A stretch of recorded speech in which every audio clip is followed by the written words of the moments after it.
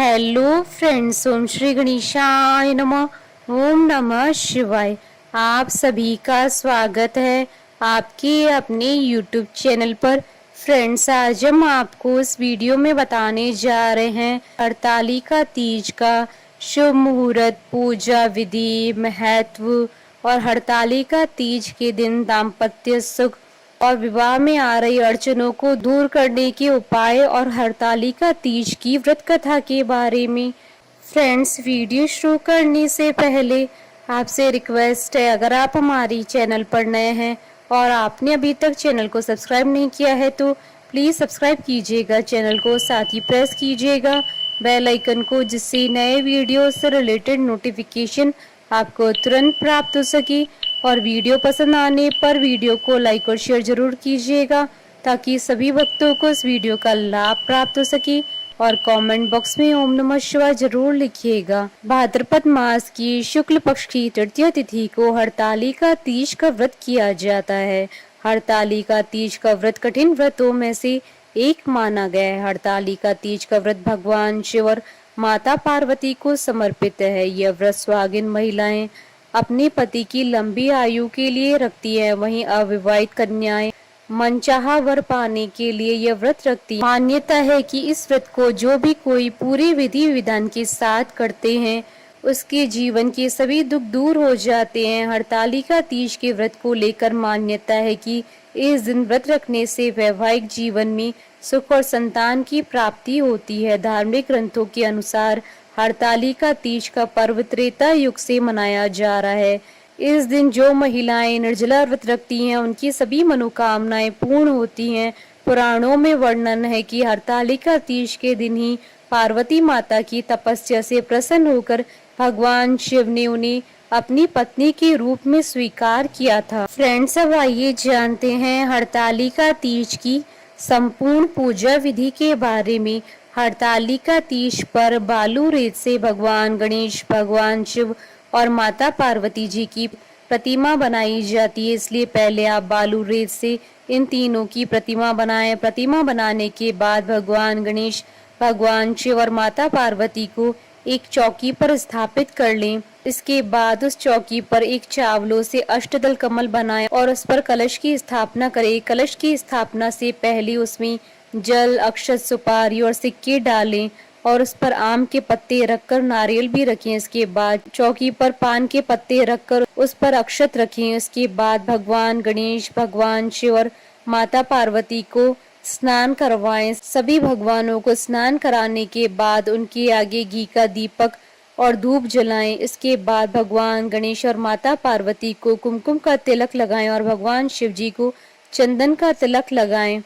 तिलक करने के बाद सभी भगवानों को फूल व माला चढ़ाएं। इसके बाद भगवान शिव को सफेद फूल अर्पित करें। इसके बाद भगवान गणेश जी को दूर्वा और भगवान शिव जी को बेलपत्र, धतूरा, बांग और शमी के पत्ते अर्पित करें। भगवान शिव जी को यह सभी चीजें अर्पित करने के बाद भगवान गणेश और माता पार्वती को पीले चावल अर्पित करें और भगवान शिव जी को सफेद चावल अर्पित करें। इसके बाद सभी भगवानों को कलावा अर्पित करें और भगवान गणेश और भगवान शिव जी को जनेऊ भी अर्पित करें। जनेऊ अर्पित करने के बाद स्वाह की पिटारी में स्वाह की सारी सामग्री सजा कर रखें। फिर इन वस्तुओं को माता पार्वती को अर्पित करें। शिव जी को धोती तथा अंगोछा अर्पित करें और तत्पश्चात स्वाह सामग्री किसी ब्राह्मणी को दे तथा धोती अंगोछा ब्राह्मण को दे दें। इस प्रकार भगवान गणेश, पार्वती तथा शिव जी की पूजन आराधना कर हरतालिका व्रत कथा सुने। तत्पश्चात सर्वप्रथम गणेश जी की आरती करें, फिर शिव जी और फिर माता पार्वती की आरती करें। भगवान की परिक्रमा करें। रात्रि जागरण करके सुबह पूजा के बाद माता पार्वती को सिंदूर चढ़ाएं, ककड़ी हलवे का भोग लगाएं, फिर ककड़ी खाकर उपवास तोड़ें। अंत में समस्त सामग्री को एकत्रित कर पवित्र नदी या किसी कुंड में विसर्जित करें। फ्रेंड्स, अब आइए जानते हैं हरतालिका तीज की शुभ मुहूर्त के बारे में। हिंदू पंचांग के अनुसार इस बार हरतालिका तीज 30 अगस्त 2022 मंगलवार के दिन है। भाद्रपद शुक्ल तृतीय तिथि प्रारंभ होगी 29 अगस्त 2022 को दोपहर 3:20 पर और भाद्रपद शुक्ल तृतीय तिथि का समापन होगा 30 अगस्त 2022 को दोपहर 3:33 पर। प्रातःकाल पूजन का शुभ मुहूर्त रहेगा सुबह 6:05 से सुबह 8:38 तक। कुल अवधि 2 घंटे 33 मिनट है और प्रदोषकालीन पूजा का समय रहेगा शाम 6:33 से रात्रि 8:51 तक। अब आइए जानते हैं हरतालिका तीज के दिन किए जाने वाले उपायों के बारे में। हरतालिका तीज में माता पार्वती की पूजा की जाती है। पूजा के बाद आपको अपने हाथ से खीर बनाकर माता पार्वती को भोग लगाना है। इसके बाद प्रसाद रूप में वह खीर पति को खिलाएं। दूसरे दिन उपवास खोलने के बाद आप भी खाएं। इस उपाय को करने से दाम्पत्य जीवन में खुशहाली आती है। पूजा के बाद आप 11 नवविवाहिताओं को सुहाग की पिटारी भेंट करें। इसमें पूरा 16 श्रृंगार होना चाहिए। 5 बुजुर्ग सुहागनों को साड़ी और बिछिया दे, जोड़े से उनके पैर छुएं। हरतालिका तीज के दिन सुबह जल्दी उठकर स्नान करें, फिर शिव पार्वती के मंदिर में जाएं। मंदिर में शिव पार्वती को लाल गुलाब चढ़ाएं। मंदिर में ही भगवान शिव और नंदी को शहद चढ़ाएं। हरतालिका तीज में जब पूजा करें तब माता पार्वती को चुनरी चढ़ाएं और अपने हाथों से नथ पहनाएं। हरतालिका तीज के दिन शुभ मुहूर्त में पति से अपनी मांग भरवाएं। इसके बाद बिछिया पायल भी पहनवाएं। मान्यता है कि ऐसा करने से पति पत्नी के बीच प्यार बढ़ता है। हरतालिका तीज पर गणेश मंदिर में मालपुए अर्पित करने से दाम्पत्य जीवन में रस घुलता है। हरतालिका तीज पर पति पत्नी हाथों से पान का बीड़ा लगाकर शिव जी को चढ़ाएं, फिर पति को दें। इससे भी आपस में प्रेम बढ़ता है। गुड़ के 11 लड्डू मां पार्वती को चढ़ाएं और अगले दिन श्री गणेश चतुर्थी पर गणेश स्थापना के बाद खाएं। इसके अलावा अगर किसी लड़की की शादी बार बार टूट रही हो तो ये खास उपाय करके वह मनचाहा वर पा सकती हैं। जिनका विवाह बार बार टूट जाता है उन्हें इस दिन सुबह से ही निर्जल व्रत रखना चाहिए। फिर प्रदोष काल में पीले वस्त्र पहनकर भोलेनाथ के मंदिर में जाएं और शिवलिंग पर चंदन और जल अर्पित करें। पार्वती जी को कुमकुम अर्पित करें। ओम पार्वती पते नमः मंत्र का 108 बार जाप करें। माता पार्वती को चढ़ाया गया कुमकुम अपने पास रखें और स्नान करके इसका टीका लगाएं। फ्रेंड्स, अब आइए प्रारंभ करें हरतालिका तीज की पौराणिक व्रत कथा। एक बार भगवान शिव जी ने पार्वती जी को उनकी पूर्व जन्म का स्मरण कराने के उद्देश्य से इस व्रत के महात्म्य की कथा कही थी। श्री भोले शंकर बोले, हे गौरी, पर्वतराज हिमालय पर स्थित गंगा के तट पर तुमने अपनी बाल्यावस्था में 12 वर्षों तक अधोमुखी होकर घोर तप किया था। इतनी अवधि में तुमने अन्न न खाकर पेड़ों के सूखे पत्ते चबाकर व्यतीत किए। माघ की विकराल शीतलता में तुमने निरंतर जल में प्रवेश करके तप किया। वैशाख की जला देने वाली गर्मी में तुमने पंचाग्नि से शरीर को तपाया। श्रावण की मूसलाधार वर्षा में खुले आसमान के नीचे बिना अन्न जल ग्रहण किए समय व्यतीत किया। तुम्हारे पिता तुम्हारी कष्ट साध्य तपस्या को देखकर बड़े दुखी होते थे। उन्हें बड़ा कलेश होता था। तब एक दिन तुम्हारी तपस्या तथा पिता के कलेश को देखकर नारद जी तुम्हारे घर पधारे। तुम्हारे पिता ने हृदय से अतिथि सत्कार करके उनके आने का कारण पूछा।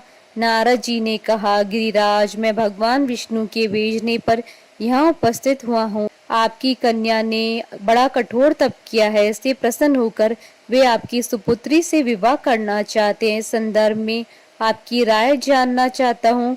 नारद जी की बात सुनकर गिरिराज गदगद हो उठे।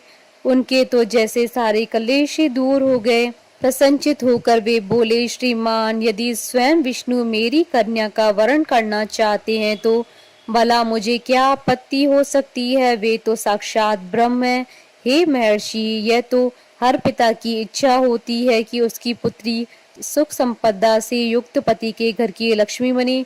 पिता की सार्थकता इसी में है कि पति के घर जाकर उसकी पुत्री पिता के घर से अधिक सुखी रहे। तुम्हारे पिता की स्वीकृति पाकर नारद जी विष्णु जी के पास गए और उनसे तुम्हारे ब्याह के निश्चित होने का समाचार सुनाया। मगर इस विवाह के संबंध की बात जब तुम्हारे कान में पड़ी तो तुम्हारे दुख का ठिकाना ना रहा। तुम्हारी एक सखी ने तुम्हारी इस मानसिक दशा को समझ लिया और उसने तुमसे उस विक्षिप्तता का कारण जानना चाहा। तब तुमने बताया, मैंने सच्चे हृदय से भगवान शिव शंकर का वरण किया है, किंतु मेरे पिता ने मेरा विवाह विष्णु जी के साथ निश्चित कर दिया है। मैं विचित्र धर्म संकट में हूँ, अब क्या करूँ? प्राण छोड़ देने के अतिरिक्त अब कोई भी उपाय शेष नहीं बचा है। तुम्हारी सखी बड़ी ही समझदार और सूझबूझ वाली थी। उसने कहा, सखी, प्राण त्यागने का इसमें कारण ही क्या है? संकट के मौके पर धैर्य से काम लेना चाहिए। नारी के जीवन की सार्थकता इसी में है कि पति रूप में हृदय से जिसे एक बार स्वीकार कर लिया, जीवन पर्यंत उसे ही निर्वाह करे। सच्ची आस्था और एक निष्ठा के समक्ष तो ईश्वर को भी समर्पण करना पड़ता है।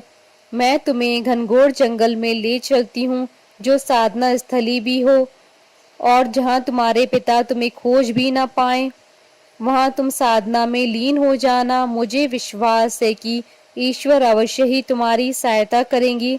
तुमने ऐसा ही किया। तुम्हारे पिता तुम्हें घर न पाकर बड़े दुखी तथा चिंतित हुए। वे सोचने लगे कि तुम जाने कहाँ चली गई। मैं विष्णु जी से उसका विवाह करने का प्रण कर चुका हूँ। यदि भगवान विष्णु बारात लेकर आ गए और कन्या घर पर न हुई तो बड़ा अपमान होगा। मैं तो कहीं मुंह दिखाने के योग्य भी नहीं रहूंगा। यही सब सोचकर गिरिराज ने जोर शोर से तुम्हारी खोज शुरू करवा दी। इधर तुम्हारी खोज होती रही और उधर तुम अपनी सखी के साथ नदी के तट पर एक गुफा में मेरी आराधना में लीन थी। भाद्रपद शुक्ल तृतीया को हस्त नक्षत्र था। उस दिन तुमने रेत के शिवलिंग का निर्माण करके व्रत किया। रात भर मेरी स्तुति के गीत गाकर जागी। तुम्हारी इस कष्ट साध्य तपस्या के प्रभाव से मेरा आसन डोलने लगा। मेरी समाधि टूट गई। मैं तुरंत तुम्हारे समक्ष जा पहुंचा और तुम्हारी तपस्या से प्रसन्न होकर तुमसे वर मांगने के लिए कहा। तब अपनी तपस्या के फलस्वरूप मुझे अपने समक्ष पाकर तुमने कहा, मैं हृदय से आपको पति के रूप में वरण कर चुकी हूँ। यदि आप सचमुच मेरी तपस्या से प्रसन्न होकर आप यहाँ पधारे हैं तो मुझे अपनी अर्धांगिनी के रूप में स्वीकार कर लीजिए। तब मैं तथास्तु कहकर कैलाश पर्वत पर लौट आया। प्रातः होते ही तुमने पूजा की समस्त सामग्री को नदी में प्रवाहित करके अपनी सहेली सहित व्रत का पारण किया। उसी समय अपने मित्र, बंधु व दरबारियों सहित गिरिराज तुम्हें खोजते खोजते वहां आ पहुंचे और तुम्हारी इस कष्ट साध्य तपस्या का कारण तथा उद्देश्य पूछा। उस समय तुम्हारी दशा को देखकर गिरिराज अत्यधिक दुखी हुए और पीड़ा के कारण उनकी आंखों से आंसू उमड़ आए।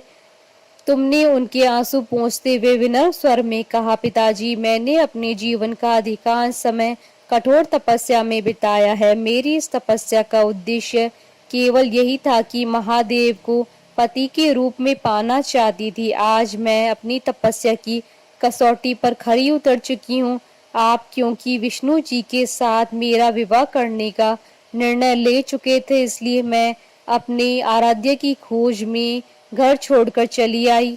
अब मैं आपके साथ इसी शर्त पर घर जाऊंगी कि आप मेरा विवाह विष्णु जी से न करके महादेव जी से करेंगे। गिरिराज मान गए और तुम्हें घर पर ले गए। कुछ समय के पश्चात शास्त्रोक्त विधि विधान पूर्वक उन्होंने हम दोनों को विवाह सूत्र में बांध दिया। हे पार्वती, भाद्रपद की शुक्ल तृतीया को तुमने मेरी आराधना करके जो व्रत किया था उसी के फलस्वरूप मेरा तुमसे विवाह हो सका। भगवान शिव ने आगे कहा, हे पार्वती, भाद्रपद की शुक्ल तृतीया को तुमने मेरी आराधना करके जो व्रत किया उसी की परिणाम स्वरूप हम दोनों का विवाह संभव हो सका। इस व्रत का महत्व यह है कि मैं इस व्रत को पूर्ण निष्ठा से करने वाली प्रत्येक स्त्री को मनोवांछित फल देता हूँ। भगवान शिव ने पार्वती जी से कहा, इस व्रत को जो भी स्त्री पूर्ण श्रद्धा से करेगी उसे तुम्हारी तरह अचल सुहाग प्राप्त होगा। इस व्रत को हरतालिका इसलिए कहा जाता है क्योंकि पार्वती की सखी उन्हें पिता और प्रदेश से हरकर जंगल में ले गई थी। हरत अर्थात हरण करना और तालिका अर्थात सखी।